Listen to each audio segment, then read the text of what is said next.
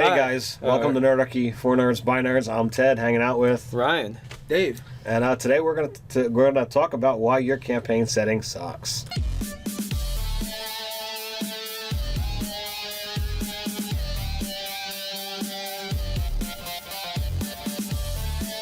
before we get into that, you can check out the newsletter below. You can get tips on how to game with Nerdarchy. Just sign up; it'll be in the description. So on to the video. Awesome.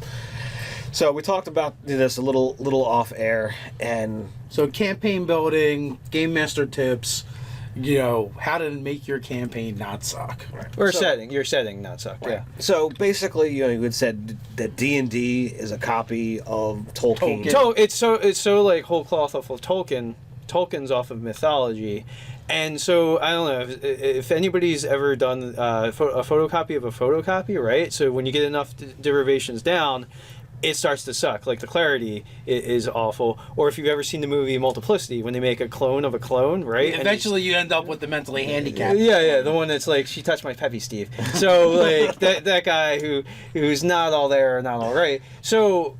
So if you're going to make a campaign world, you want to make something that is different, that it stands out, there's something unique, there's something interesting, there's something appealing that isn't the same, oh, I've gamed in this world before, I've played in this world. Or you might as well just play Forgotten Realms. Yeah, if you're, it's fine to use a pre-published campaign setting, but if you're putting the work to make your own original campaign setting, and there's nothing that's all that original about it, like, first off, anything in the Dungeons and Dragons canon should not be your first and primary source. Right. Yeah, like go to the mythology, go to other cultures, take from that, and then like see what you can map on from D&D races or whatever. But it shouldn't be the same old, same old. Like if you handle your dwarves, elves, gnomes, and everything else, just unless like you want to look at that stuff to go, okay, how can I flip it? This up? Yeah, cannibalistic halflings. Well, they did it in Dark Sun, So you would not, little happy hobbits would not have been the way that would have been done in the past. But in Dark Sun, they managed to do some really cool stuff, and that's because it was much more based off of like a Dune or like a basically there's a heavy sci-fi and dark fantasy influence into Dark Sun. Yeah, if you wanted to do something crazy, be like, well, you know what, my dwarves actually are seafaring Vikings. Right. Yeah. Which would be way the opposite of what you expect from dwarves. Right. Or if you wanted to go like the sort of like Peck sort of thing. And here's the thing about mythology: elves, dwarves, gnomes, fairies, like they were basically, and goblins were all names for the same kind of crap. Like it wasn't until Tolkien that they really started, or maybe even like certain plays and operas might have started to draw them in certain ways or speak about them in certain ways. But in mythology, all these things were pretty much interchangeable. A dwarf was an elf; it didn't fucking matter. Like it was just this mythological fae thing or whatever. But you could go more elemental with your dwarves and like a spear wielder's tale, where the dwarves actually ate rocks, and that was perfectly fine. Like if you wanted to put something in like that into your setting, that's cool. But if it's just the same old, then you're going to get the same sort of results. I agree. So like it kind of gets back to the idea of high concept that we were talking about. Mm-hmm. We even struggle with this in our own campaign, right? Yeah. Of switching things up and making it different. Yeah. For us, like we try changing things up by infusing more chaos magic into the world. This idea of these chaos storms and prospectors that really follow them around and almost like like in my mind, I almost envisioned like a redneck prospector. Well, like claim jumpers type of people. Yeah. To do something a little bit more interesting, and that's something I would want to touch on in our world even more so than I have. But we also determined that because of all these things that have happened, and because of every time that there's a quote unquote mistake, they get whisked away to some other kind of plane. That Chimes of Discordia is a very planes hopper type scenario, whereas like it's not quite as heavy as Planescape, but there are starting to be some tributaries. It's very easy to get in and out. It's the opposite of say like Dark Sun or Ravenloft, where it's closed. Right. Yeah. So Yeah, I mean that, and like the thing, like what I want to do with elves, I want to look much more at a mythology than sort of Tolkienish lore that's ever been existent, and like look at like German folklore and Celtic, as opposed to like Dungeons and Dragons type of stuff. Like we had talked about. Making our elves immortal, and like the fact is like there's a finite number of them that can exist and they just keep being reincarnated, and that's sort of like part of the essence of the elves, and that's way more interesting than the sort of just long-lived Tolkienish elves. And also too, like doing our dark elves not like the drow that got formed, but just having it's just another subspecies. Like we have sort of like the court of the moon and the court of the sun, and those two factions just exist. Like Dave has been trying to push it back into having also the standard elves, but then it's like they're Me Too elves, because they've been done by Dungeons and Dragons so much that, like, I mean we could have some that maybe chose to live underground for strategic reasons, but I honestly could care less if we ever do drow like they've been done in Forgotten Realms, or you know, because it's been done. Like why do we need to do it? So Well, I don't know. It all depends too what you want in your game as well. Like mechanically, drow are different than any of the other elves. yeah, but I mean we could just say the Court of the Moon, they function like drow, but their story, and really it's about the story and the skin that's on the characters, not necessarily the game mechanics, right? So if we're like, all right, they function like drow, you know, except for, I guess because some of their items can be a little game. I guess they wouldn't have the items though, because you know that's the magic of the Underdark, right? So Well, yeah. I mean, the drow don't technically have the items anyway. Like if you're a player character, anyway. right, like those they I think in some of the later drow situations that are like, oh well, the nobles have access to these, but you know you're not always playing a noble character when you're Right. Well, and they also did do the like whole radiation thing, where if it's not exposed to the energies of the Underdark, they do start to fade and fall apart. right. So there's that as well. But that's again that's going back to the Forgotten Realms lore. I mean, like you can, because that part is actually really easy to separate from the characters, because it's not from that race. It's not part of anything. That's just a story element, Right. Which is easy to pull out. You know, they just don't have access to that. Right. yeah, no, that's true. But so basically, like, there's any times in our campaign where it starts to veer too much in that Forgettable Realms sort of territory. Like, I always want to pull the reins back and like, hey, let's think about this. Like, if we're gonna call this canon for our world, and you know, it's in flux. We haven't really committed too much down the paper.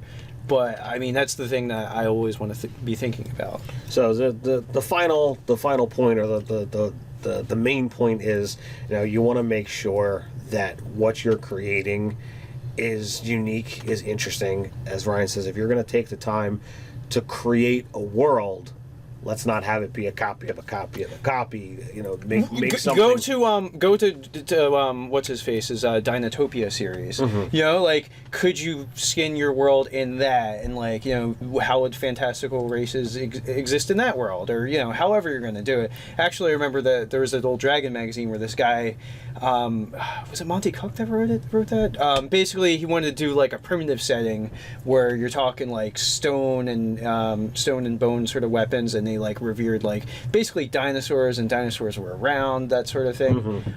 So you know, that could be a thing in the plot thread, and you could build an entire world off of that. You know, The Lazy Dungeon Master does this exercise about coming up with campaign settings, and really it really is like one sentence, and it could really be like it could be Wild Wild West meets prehistoric times.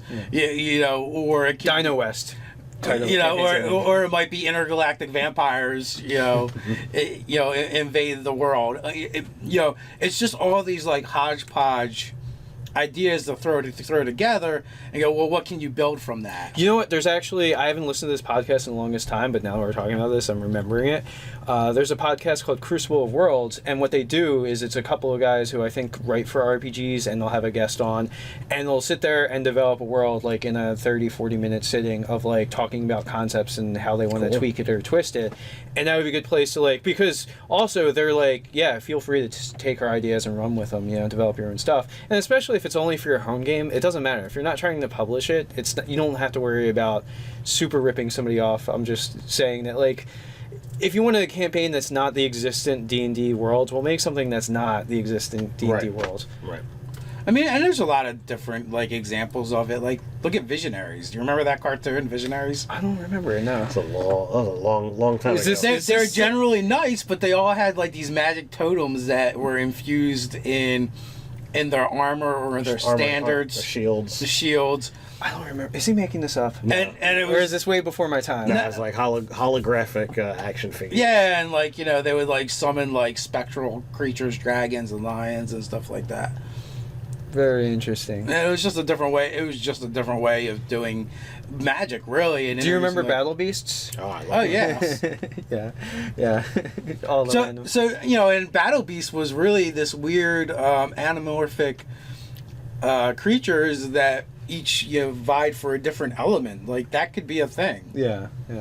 Well, you know, like, even too, like, taking the world of, like, the lore of Magic the Gathering, like, it's a world with its own rich lore, and there's so many people that are into it already. And I think we've definitely talked about campaign setting-ifying that, but that would be a cool thing to figure out, like, how to make it kind of feel like the world of Magic, you know. So you have to have like the story elements of the Phyrexians and you know, all this travel between worlds and all that. And like, that's a really cool lush world that hasn't really seen, nobody's like D&D-ized it formally. There's plenty of, you know, lore that's out there and plenty of so many established NPCs. Yeah, absolutely. And like, they have goblins and all the standard type of things too. But too, and it's plus if you could just get away from your standard European European kind of game, that's going to vastly change things as well. You know, you could, like, one of the most interesting things I've seen in Forgotten Realms, it was when they did the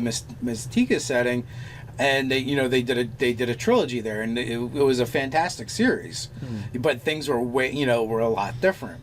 And we've talked about doing stuff like that in different games where, you know, I had like Ogre Magi's based off of, you know, like the Incas and Aztecs and stuff like that. Right. You know, so there's definitely different ways you can mix things up. You know, taking your standard hobgoblins and making them a seafaring race of Vikings, you know, instead of what they are in the monster manual. There's all these things you can do, and then it's just a matter of taking that same treatment and adding it to your PCable races. Right. You know, like, because the standard for elves is like, they're either like kind of Anglo or they're kind of Anglo and featherweight Asian. Like, is the stereotype of like how elves are usually like Dragonlance. They took halflings and turned them into Kender. You know, which, you know, they've just for better or for worse. They just said, what's the most annoying version of a halfling we can make? Yeah. And that's what they made. But, you know, but in some ways, like, the Kender is an excellent example because it's the opposite of a halfling. You know, they don't seek creature comforts. They don't want to be at home. You know, they're not. They've gone really far from They've the gone Hobbit. rogue. Yeah. You know, so they're insanely curious and fearless. So, you know, that's a good example. Gully dwarves is another excellent example of a hilarious example of taking, you know, taking your standard race and kind of putting it on its head. Yeah. You know, this degenerate race of dwarves that, you know, for lack of a better terminology, the whole race is mentally handicapped. Yeah. You know, when they count, like 2 is the highest number they use. Really advanced one can count to 3. Well, yeah, wasn't there one that eventually got up to 3? Yeah. So, you know, and also, like, Dragonlance also did the progenitor race was actually ogres, and ogres used to be very magical and beautiful. You know, so that's actually a pretty good. Dragonlance is an excellent example of how it took a lot of the standard tropes and changed them. Right. I mean, there's a lot of stuff that kept the same, but I feel like they did do. They made enough different that, you know, it was different. It wasn't just a copy of a copy. And that's the other thing too. Like, you can take different cultures and mash them. Take 2 or 3 cultures, mash them together, and then, like, all right, now my dwarves are like the marriage of these 2 things. You know, like, You know, we were fiddling around with the idea one time of like making dwarves that like their armor was more modeled off of like samurai armor and like what that would look like with a dwarf. There was a novel series that I read by Tracy Hickman, where he actually took the elves and went even further Asian with them and further away from, the standard elven fantasy tropes, and like so much so where like they really had this really strict code of honor and personal code about how to interact with each other, in personal space, and it was very intricate and it was very different from it. I mean, granted, and all he really probably did is model after feudalism Japan, but just attach that to the elves. But the changes like that make a world of difference. Absolutely. Yeah. So what do you guys think? How do you make changes different in your world to make it unique and interesting? Put your thoughts down below. While you're at it, like, share, even subscribe. You can check us out over on Instagram. Can tweet at us over on Twitter. So until next time, Stay nerdy.